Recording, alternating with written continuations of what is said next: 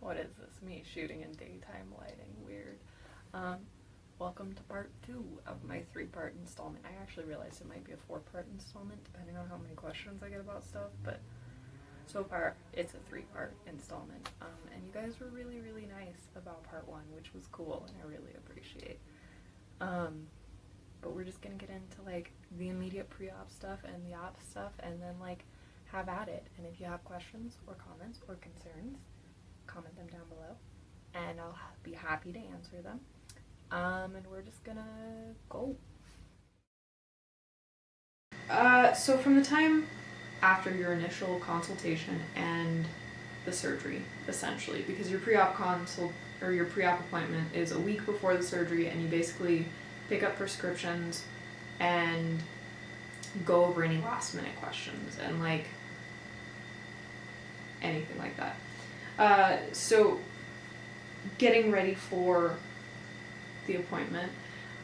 If you smoke or drink, I know you have to quit that like 6 weeks before. I don't smoke or drink, so I'm zero help with that.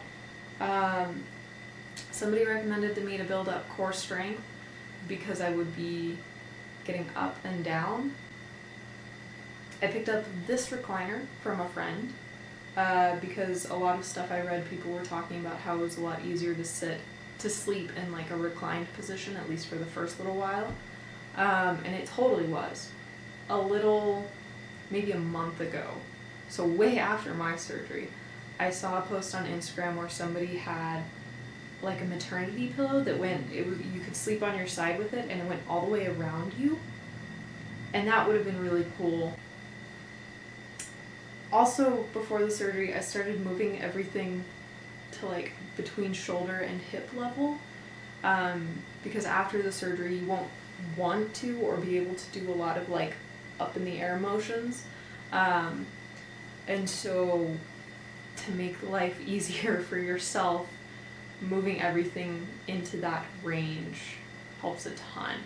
I also, right before my surgery, cleaned my entire apartment, which it's a 1-bedroom apartment, so it's not massive or anything, but I cleaned my entire apartment so that if I felt stressed about the recovery, that the fact that my apartment was dirty would not also be a part of the mix. And also so that if I needed to go into the other room or if I needed to get something, I wouldn't have to worry about walking around a pile of clothes or something. The closer that like food, snacks, water bottles, or like my switch were, the easier it was on myself. I would also say your time in between your initial consultation and your appointment, your surgery appointment, it's a good time to pick up like movies you haven't seen. I don't think I could have gotten through any book ever on medication, but movies, any games you want to play, TV shows you want to binge watch, I would actually stock up on those a little bit because, I mean, so my apartment is 2 flights of stairs up, it's on the 3rd floor, and so getting up here, getting out of my apartment was exhausting after the surgery. So I ended up staying home a lot. I mean, like, to be completely honest, for the first week and a half, I couldn't get further than the bathroom and the recliner. Like, I had this chair in the other room about 6 to 10 feet away from the bathroom. And so, like,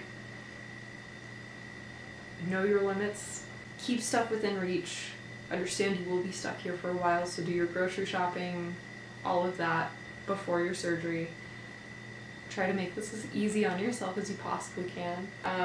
I went in with 2 points, and I brought the guy I was dating at the time, because he would be my main caretaker during this period, and so if he had any questions, I wanted to make sure he had a medical professional he could talk to and ask him. My main concerns were needles, kind of along the same lines. The drains freaked me out. If you're familiar with the breast surgery thing, drains are used to help prevent swelling in your breast area after the surgery. They help keep excess fluid out of the way, helps with healing. They're actually a really good thing. I've seen people who get top surgeries have them, breast reductions. I just, for the life of me, anytime I tried to like look up stuff about drains, I started feeling sick. I started, like, that feeling I get when I'm about to get a flu shot, it started coming up, and I was like, I can't do this, and I closed my laptop and go into the other room because it just was not happening. And so I brought that up with the doctor because I was like, these are two things that I'm really struggling with. And I had mentioned the needle thing previously with him, just as like a, hey, BTW, this is what you're getting into. And for the needle issue, actually, his resolution was about what I've expected. It's usually what I end up having happen. He prescribed some medication that will calm you down. The drains were another thing. He said there's this other procedure called PRP, which is platelet-rich plasma, and it's a procedure where they take out your plasma and they kind of just soak the area they're trying to heal in the plasma. And I guess it's like super concentrated plasma. I was gonna say super dense, but it's super concentrated plasma. And basically what you do is you just kind of spray paint it on the wound area, and the idea is that the more platelets you have, the faster something will heal. And so if you just bombard an area with platelets, it'll heal like that. And it's been tested, it's been tried, and it works well for a lot of people. The reason why nobody brought it up initially was actually because he said that they usually use it on older patients. Like, if your aunt was getting this or something, they might go with the PRP option. Or if you smoke a lot, I guess they would also use it. If you have issues clotting, like blood clotting. Before I left too, there was one more question I asked, because I was like, you know, if I'm sitting there and like I'm by myself or something, because that's going to happen at least a while I'm recovering, and I start to feel, if I start to notice something, is there a point where I just need to call 911 over it? Like, at what point, like, I get I'm going to be in a lot of pain, at what point do I need medical attention? And he was like, yeah, okay, that's fair.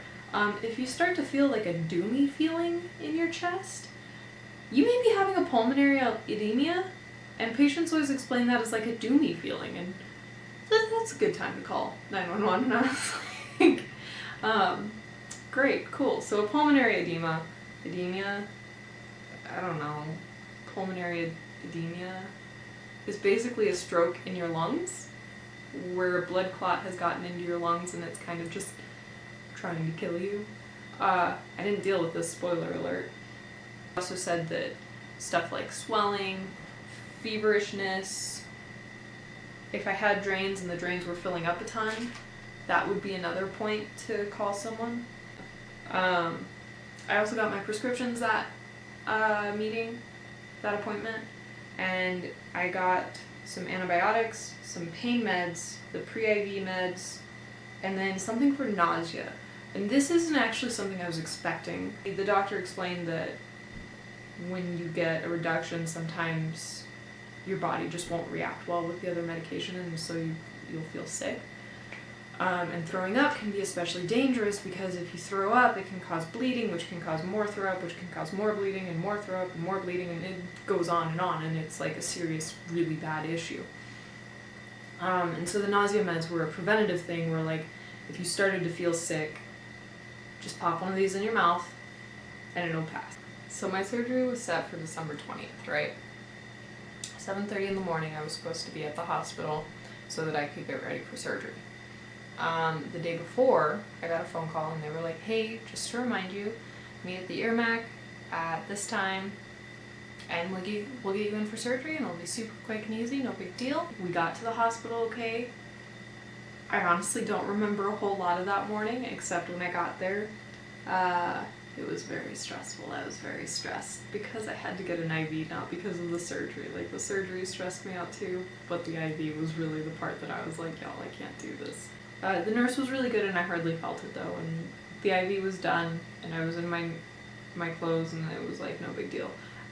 They gave me socks, and then they also wrapped my calves in these tubes, and they were the coolest freaking things ever. So they hooked me up to a machine that alternated filling up the tubes with air, and so I just felt slow pressure and release, and slow pressure and release, and I was like, this is the coolest freaking thing ever. I need this in my actual life. The point of them is to help keep circulation going, because in a surgery that long, it can be an issue where like your feet go to sleep, and that's not a good thing.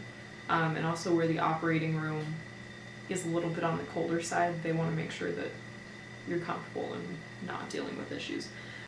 So the doctor came in, and he marked out the incision lines on where we were going to cut. He was like, you know, we talked about going to the C-cup, are you still down for that? And I was like, yeah, sure, cool. I was helped onto a gurney, and we went from the hospital room I was in to the operating room.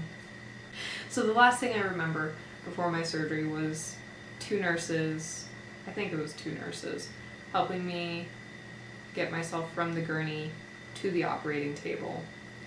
And then they were like, okay, so count 1, 2, 3. I think they wanted me to count more than that. I don't know that I even got to 2 though. But I was out, totally out. And then the next thing I remember is I woke up, and the anesthesiologist, I was in a like a pre-recovery room, like not the operating room, but the room right after that, where you're like coming up out of the anesthesia and everything. The anesthesiologist was there, and I was like, the two questions I think I talked to her a little bit more, but the two questions I remember asking is, one, did I have any drains? And she was like, no, you don't. And I was like, oh, good. And then I asked her, so the new Star Wars movie had just come out, and we'd all made sure that I went to go see it before my surgery, and so I asked her if she had seen the Star Wars movie, and she said no. And I was like, oh, you should, it was really good. But I remember thinking, I don't want to say anything that would spoil it, but it was really good, you should see it. I don't know if I said that out loud, I might have, I don't know, but then I was asleep again. But then I woke up in the recovery room, and I had my own little hospital room in my bed. They had me on morphine that first night. And my pain levels were around 7 or 8, more along 8 most of that time. I'll be totally honest, guys.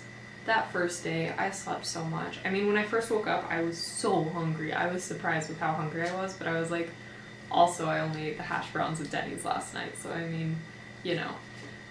I was stupid hungry though, and I ate a ton of food, way more than I was expecting. Not like a full meal, but I did eat a lot. They gave me cranberry grape juice, which I'm a big fan of cranberry juice, and I was very happy. I was such a happy camper. But I slept a lot, and I noticed I had a massive bruise on this arm, and this arm was wrapped up.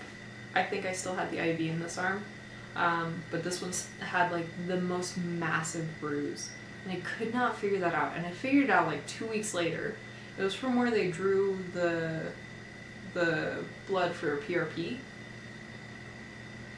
but I don't know why it didn't cross my mind. So when I woke up and like looked down, I do remember thinking, that's not where those go. And it's really what it is when you have a reduction, basically all your breast tissue goes out to the side. I don't know why it does that. I don't know. But if you see people like the first week of recovery, they look super flat and everything's kind of back here. And over time that does settle so that they look more like boobs. But like the first little while, the first like time I looked, I was like, that's not where they go. They graft on your nipple, and then they put a thick piece of gauze and stitch it down. And when my doctor was explaining it, he said it looked kind of like a tassel, but I don't think it looked like a tassel. It kind of just looked like somebody sewed gauze onto my boob. But that's fine. They also put surgical tape all along the bottom incision stuff, just to help keep everything together. There was some initial leaking the first day. That actually continued for a couple weeks and all. But the leaking was something that just, if it wasn't too bad, it's not an issue. If you're doing it a lot, like if there's a lot of leakage, maybe talk to someone. But my worst leaking was right here, right along my underboob here. And it just kept leaking. I washed the surgical bras a couple times. Let me show you those. This is a surgical bra. It's got normal hook closures like the back of a normal bra, and then Velcro shoulders, so you really have very little work to get it on or off. Personally, I think the lace was a little extra and unnecessary, but I can see where some people would feel better with that. You may see here that there are some stains. That's from the leaking I was telling you about. And leaking is totally normal. It's nothing to really be worried about unless it's doing it a lot. But there's an elastic band at the bottom. They gave me 2 sizes. After the initial swelling went down, they were, so I have a large and a medium. Yeah, a large and a medium. I was wearing the large when I woke up, and it was a nice security feeling. There's something very secure about having everything wrapped up tightly and not having to worry about something jiggling, especially when everything's hurting. So the surgical bras, they're very useful, I think. There's a reason they give them to you. But you get 2 of them, or I got 2 of them, a medium and large, and the large one was the one I was wearing, and I realized the medium is the one that fit me a little bit better after some of the swelling had gone down. And I wore that for probably like 2 months, basically until I went bra shopping. The hardest thing freaking ever about this surgery that I was not expecting was having to pull up your pants after you pee.